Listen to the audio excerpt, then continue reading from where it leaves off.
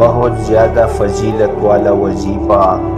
ایک صحابی نے نبی کریم صلی اللہ علیہ وآلہ وسلم سے عرض کی، مجھے کوئی بھلائی کی بات سکھا دے۔ آپ صلی اللہ علیہ وآلہ وسلم نے فرمایا کہ یہ وظیفہ پڑھا کرو، سبحان اللہ والحمد للہ ولا الہ الا اللہ واللہ اکبر۔ اس نے عرض کی، اے اللہ کے رسول، یہ تو اللہ کے لیے ہے، میرے لیے کیا ہے؟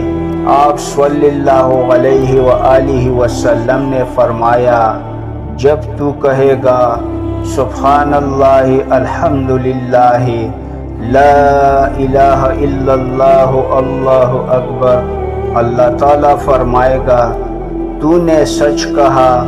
اور جب تو کہے گا اللہم اغفر لی، اے اللہ مجھے معاف فرما دے، اللہم ارحمنی، اے اللہ مجھ پہ رحم فرما، اللہم ارزقنی، اے اللہ مجھے رزق عطا فرما، اللہ تعالیٰ فرمائے گا میں نے یہ سب کچھ تجھے عطا کر دیا۔